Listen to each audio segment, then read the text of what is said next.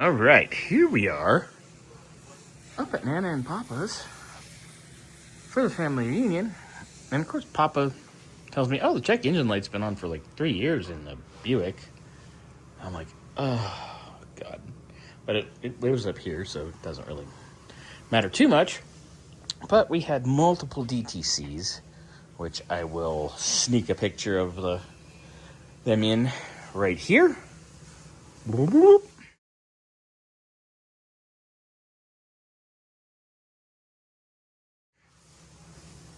Okay, welcome back.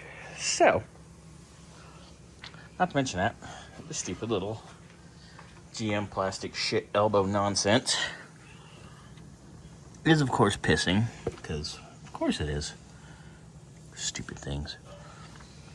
So, I got the nice metal ones. And then we got an EGR, we got a evap solenoid, and we got an air filter, which take care of what we have going on. Without further ado, away we start our business. Light, Bobby? No, I'm good. I got light on the phone. We're good. Oh, look, there's lights in here. I forgot. All right, so first order of business, we're gonna pull the EGR here. Got it disconnected already. 2 nuts, and away we go. All right, pull the EGR. She's definitely the original one, and she's pretty carboned up. So I'm glad we're replacing this. It's cheap, it's easy. Some guys pull these and clean them. You already R&Ring it. If you're billing a customer, why would you? Yeah, just swap it out. Way easier. Save yourself some time. I'm usually adamant against part changers, but sometimes it's just common sense, which hardly anybody in automotive has anymore. Why would the gasket fit? Of course it won't. I just trim it a little bit. But I did test the new EGR valve, and it has ovalized holes like the stock one. It fits just fine. So I'm gonna slot the gasket, put the valve on, and we're done with that part of the puzzle. Right. Got our EGR on. The freaking connector tried to fight me a little bit. I noticed the second pin from the right was just slightly bent, so I took a pick and got it straight, wrestled that baby in. She's together. I pulled the chassis brace right here, make it easier to get to the air filter. Get this done, and then it's on to our evap Solenoid. Yay, I get to go play Where the Hell's That hiding, because I haven't really went looking yet. I haven't even looked it up either, so whatever. Right, so that air filter's definitely seen better days. Oof.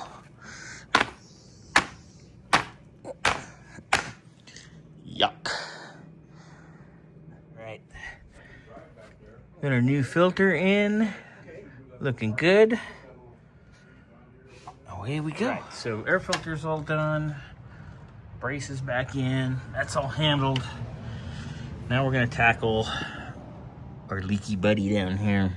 Stupid dumb elbow nonsense that goes through the tensioner bracket. The first order of business is I gotta pull the alternator off.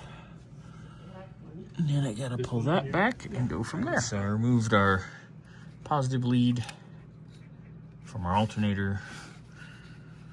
Got our belt off. Easy peasy. We're gonna pull our alternator off, and we can get this damn tensioner assembly out of here. Change those stupid things and move on. So without further ado, I'll get our alternator out of the way and we'll go from there. All right, now that we have the alternator out of the way, I'm going to drain the radiator. And then I'm going to undo the 2 heater hoses by the clamps, because I really don't want to F with monkeying with these O-rings. if possible. The less stuff that we can screw up and get a leak, the better. So we'll pop those babies off. And then we gotta get this bracket out, which isn't exactly hard. It's just in an annoying location. But to do that, we can get those plastic shits out. See how long that one's been leaking. Good Lord. Nasty ass shit.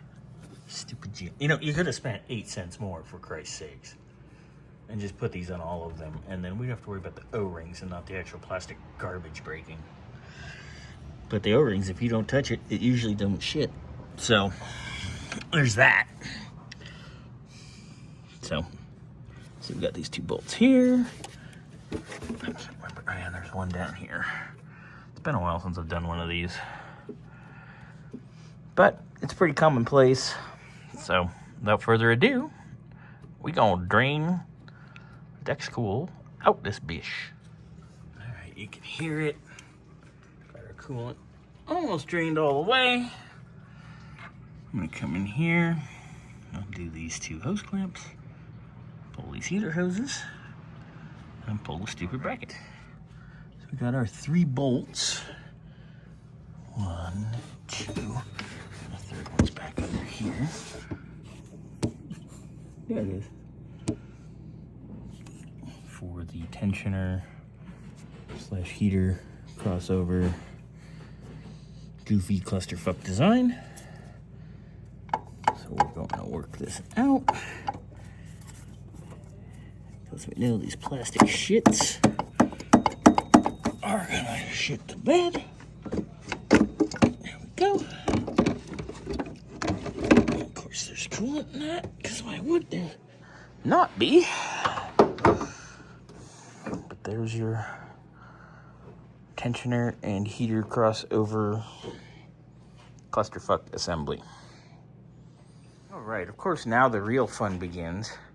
Because as you can see, these plastic shits have broken off basically at the O-ring. Right here. See? Stupid shit design. Yeah, there's part of the O-ring right there on it. You can see the purple. Cute. So, I gotta feel digging in my butt twin. Getting that crap out of the block on the water pump housing. That's why most mechanics are raging alcoholics, because some dumbass engineer designed some bullshit like that.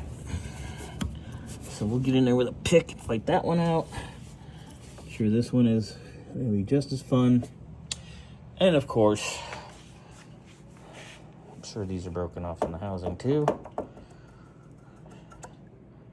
Yep. Thanks, GM. You're a real cunt. The fuck?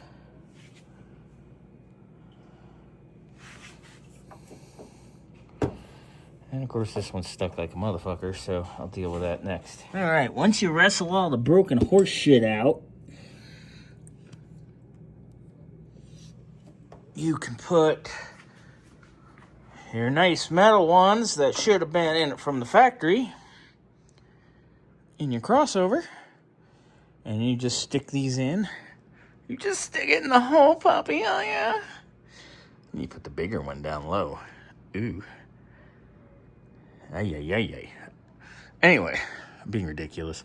So you stick those babies in, bolt this bitch back on, and away we go. Right. We've got our alternator all hooked back up, bolted down. Heater hoses back, our belts back. That was a fun little battle royale. Gotta have little hands. Put our air cleaner stuff back because I don't need to access the petcock anymore because I tightened it up. I'll fill this baby with coolant and burp it. All right, there's our Purge solenoid. I'm just gonna undo the one bolt here on the bracket. I already undid the electrical connector.